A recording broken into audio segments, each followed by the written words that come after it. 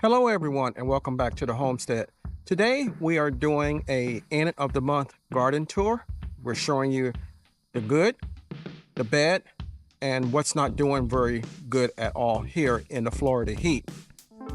During this month we've had a lot of growth and I'm anxious to show you that. So let's get started.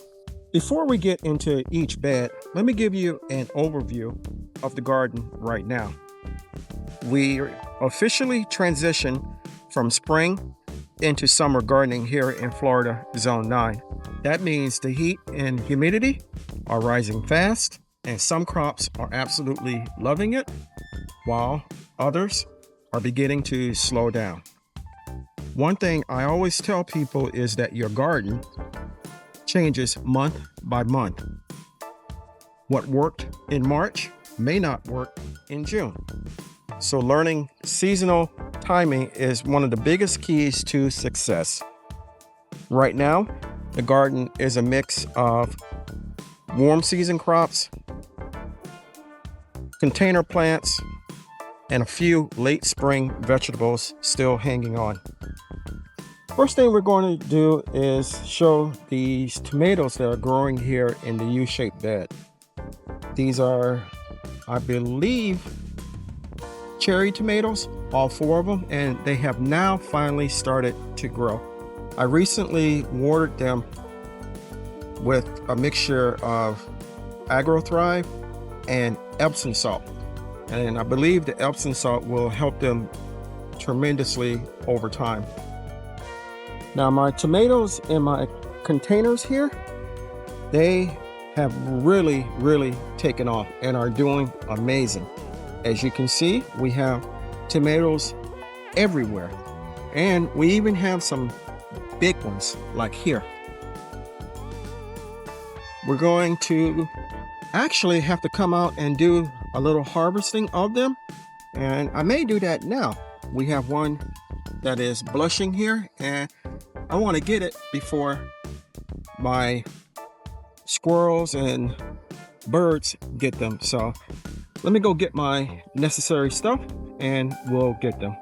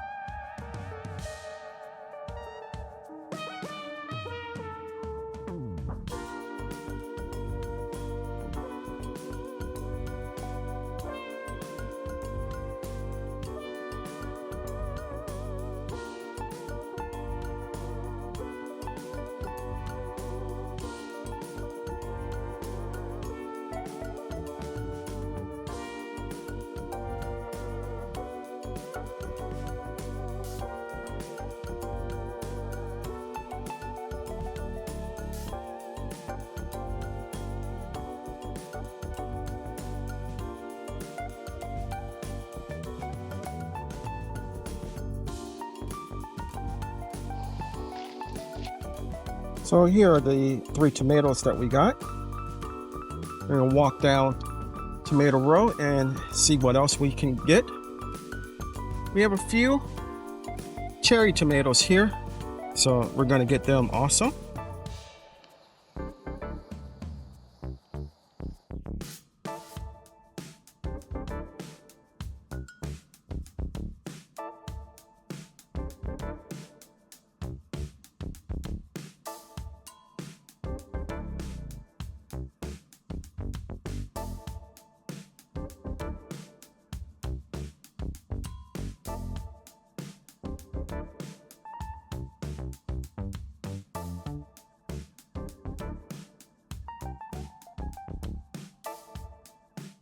So overall, our tomatoes are doing fantastic. Here, we're going to go and check out our potatoes next. These are the store-bought potatoes, store-bought white potatoes that we planted earlier in the season. And as you can see, they are now starting to die back. And I'm probably going to wait another couple of weeks, maybe 3, and before I come out to see if we have anything to harvest, which I'm pretty sure we will. And at that point, I'll probably cut the tops off and leave them in the container so that they could cure and the skins can harden up. So when I do harvest them, they won't be damaged. Now here is our second to last planting of potatoes. We did a video on them where we planted them in this grow bag and then went through the process of healing them up. And as you can see, this grow bag is really full and everything is coming through tremendously. These are my last planting of potatoes. I had some leftover red Norland potatoes, and I believe it was 3 of them, and I cut them into pieces and put them in these 5-gallon buckets. And as you can see, they are coming up through the soil and doing good. These containers, if you remember, held my sunflower seeds, the Titan sunflower seeds. Something came out and literally bit the head of my sunflowers off. I could see little pieces of petals and seeds along the ground here, but I decided not to replant them in these buckets and plant them someplace else, which is what I'm going to do. Now these are the first planting of red Norland potatoes that we did here, and as you can see, they are looking great. Some of the vines, like the one that I'm holding in my hand, look like sweet potato vines, and everything else looks like red Norland potatoes. So when I do get ready to harvest, I may have a mixture of both, but if I do, that'll be fantastic, and we'll have an unexpected harvest of sweet potatoes from this bed. This is the second planting of potatoes that we did. These are also red Norland potatoes. If you remember, in the bed that we just left, I had overwintered some potatoes, and when I dug them up, the harvest was very small, and I went ahead and planted the largest ones back into this bed, and this is what we're looking at. I also believe that there are some sweet potato vines in this bed as well, so we may have more sweet potatoes to be looking at when we get ready to harvest. In this bed we have corn, and as you can see, it is of good size. I hill it up occasionally and feed it with lots of nitrogen, and I water it this particular bed more so than the others, since corn is a heavy feeder and also drinks a lot. The plants next to it are the daikon radishes, and we have a lot of green. I'm not sure about any radishes yet or anything like that, but I'll take a look at them and see what we have later on. So in this bed we have some more squash, and we also have some cucumbers. And if you remember, my goal was to have the cucumbers trellis their way up and over this arch, and it looks like they are slowly but surely doing that. I've harvested one cucumber off of this, off of these, and these are the Hostinator cucumbers, and they're doing pretty good. I see large bees every day coming by doing their job, And when I come out and see that the vines aren't going up as well as I think they should be, I go ahead and tie them up with a little Velcro. And they're doing pretty good on this side.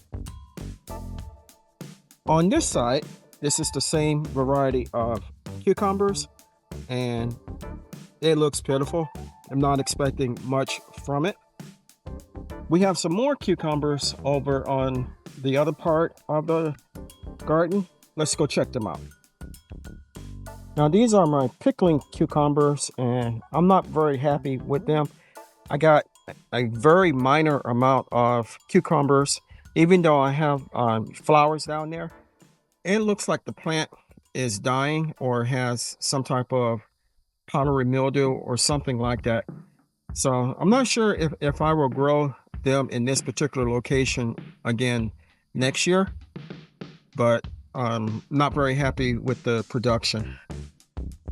So here in the round bed, we have some more crookneck squash growing, and they look pretty good. I have one leaf that looks like it has some powdery mildew on it. Actually a couple.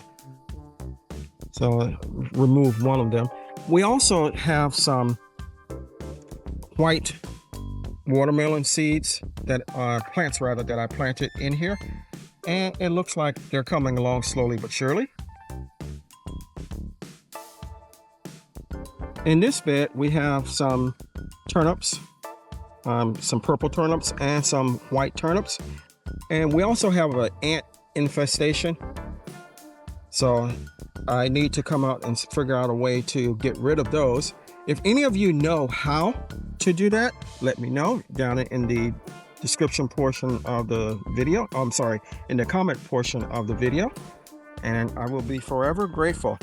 It looks like we have a little root, turnip root there, and a small one there as well. I don't see any for the white ones. These are the Seminole pumpkins along with some cantaloupe. The pumpkins have gotten so big that they're shading out the cantaloupe, but the cantaloupes are coming along slowly but surely. The pumpkins have vined out all over the place, as you can see. So the next thing we're going to check out are the black-eyed peas, and here they are in their glory. We have peas that are actually coming in. We also have these big red ants that seem to take over everything, but the vines, the peas themselves are doing great. They're putting on flowers, and also in the 3 pockets here we have our strawberries, and they are doing phenomenal. They are getting more and more flowers, and they have produced strawberries, which is, as I've said previously, very, very surprising to me, because I neglected these a lot, and I'm surprised that they are doing as well as they are. We're going to go over to one of our raised beds and look at some beans over there, as well as the newest raised bed. So in this raised bed we have string beans, or as they're called, contender beans, and we also have some lima beans. We did a video harvesting on both of them, and we were pretty successful at it. So I come through regularly and water these. We have lots of flowers and everything growing, so these should continue producing for quite a while. This is our newest raised bed. This is a 2x8 elevated raised bed from Vago, and in a recent video that will have aired by now, you'll see that I did 16 grids on 12 inches by 12 inches in it, and I planted 5 seeds in each grid, so a total of 80, and they were black-eyed peas, so hopefully they will germinate and do well. Let's go see how the sweet potatoes are doing. So here we have our first variety of sweet potatoes. These are the Vardaman, and we got these, I believe, from Haas, and they are doing good. Across the way, we have our Puerto Rico potatoes, and they have really started to fill out this bed. They're doing great. And you saw in the other bed where we have a mixture of potatoes and what look like sweet potatoes. Well, they are sweet potatoes. Those are the Georgia Jets. Here in this bed, our kale continues to trug along. I have found that I have to water more frequently, and I also pick off a lot of more yellow leaves now than what I was doing before. So we're going to continue to let these grow and nurse them until they finally do give up the ghost. In the bed next to it, we have some pigeon peas plants that we planted, and as you can see, we have 6 of them that have come up, and they are doing well.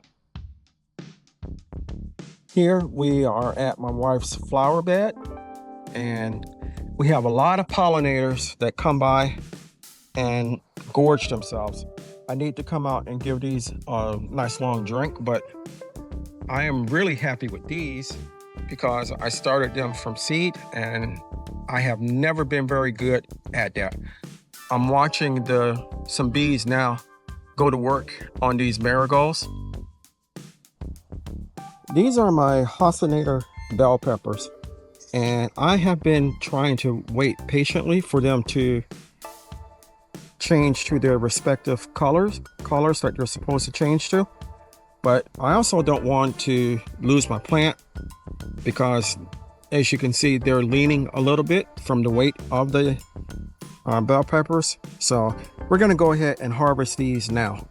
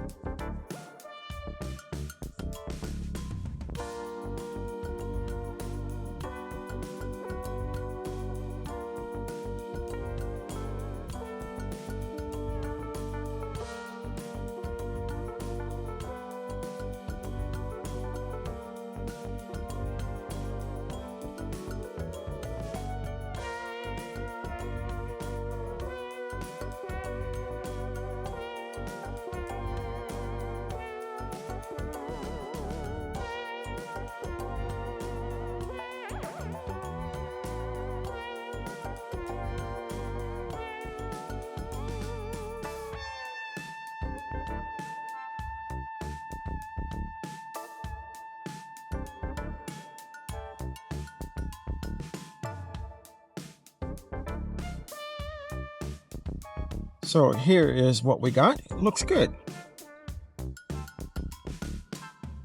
So we're here in front of Pepper Row, and all of the most recent pepper plants have started to take off and are doing phenomenal. While they're still small, they're loving this Florida heat and humidity, and it won't be long before they start putting on fruit.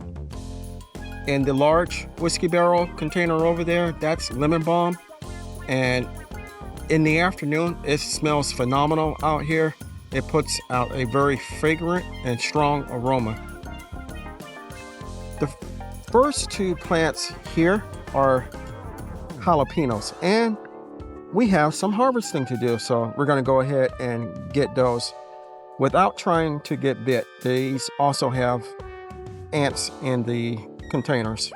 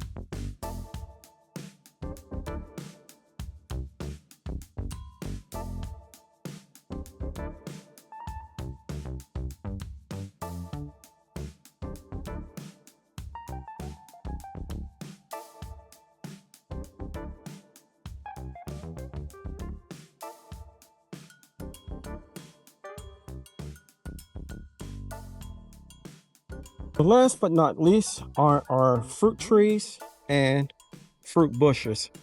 And my two peach trees here are doing well.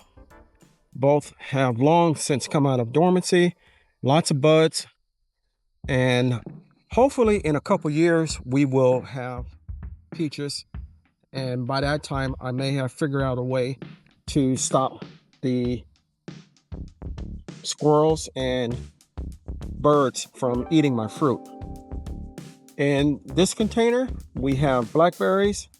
And funny story, my wife and I were sitting out in the garden and we were watching everything, and we saw quails literally come and jump up and grab the berries.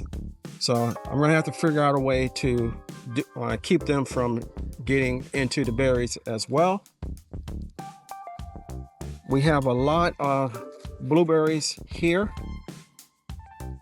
They're doing good. Over here we had blueberries growing, and the squirrels or crows, whichever one, took those away. And the same thing for those two down there. Now, in my watermelon patch, my sugar baby watermelons are not doing very well. We have only one left, and by this time it should have been much bigger than what it is, but it's not. Now, the Georgia rattlesnake watermelon vines are doing good. They've actually started putting out tendrils, so I'm gonna have to come out and see if I can get them to start trellising up the A-frame here. Now, my four newest fruit trees are right here. This is the Burr d'Anjou pear, and it has settled in and it's starting to put on leaves. We have some new growth here. This is my navel orange, the Cara, and it is also putting on new growth, and to the point where we have something that has been eating the leaves, but the plant itself is doing good. So this is the blood orange, and it has put on quite a lot of leaves and foliage, doing good. This is my avocado, settled in well, doing great. All four of these are in the Vago citrus planters, and I highly recommend, if you're going to grow trees, fruit trees, I'm growing in these. Some of my fruit trees out back, they're doing okay. We have two apple trees. They haven't gotten much bigger, but they are putting on more leaves, which is good. Down here we have a Chickasaw plum, and it's doing good. Over here, this is another plum, and not doing very well, but it's not dead, so we'll leave it at that. Over here we have another apple tree. It's doing okay. Now, again, I've mentioned that this area, my area, has not been getting much rain, and it is my hope that once we start getting rain, these will start doing better. Keeping my fingers crossed for that. This is the apple tree that I mentioned, and over here we have a fig, and it has put on more foliage and some more shoots. Hopefully it will do better once we get rain also. Last but not least is my persimmon tree here, and as you can see, it has put on a lot of new growth. It's doing pretty good, and I look forward to it getting bigger in next month's video. So I want to thank you for coming along with me while we did the full garden end of the month tour. I hope you enjoyed it. It's amazing how things change from month to month, actually, even from day to day. These gardening is so amazing, and I'm so happy to be involved in it. If you enjoyed the video, give me a thumbs up, leave me a comment. Let me know in the comments how your gardens are growing right now and what zone you're in. If you haven't subscribed to my channel, take a moment to consider doing so. This is a type of material, and if you haven't subscribed to my channel, take a moment to consider doing so. I can grow a lot of food by myself, but can't grow the channel without your help. Until next time, always remember to give the thanks to God, for without Him we are nothing. Stay blessed, stay strong, and grow, grow, grow.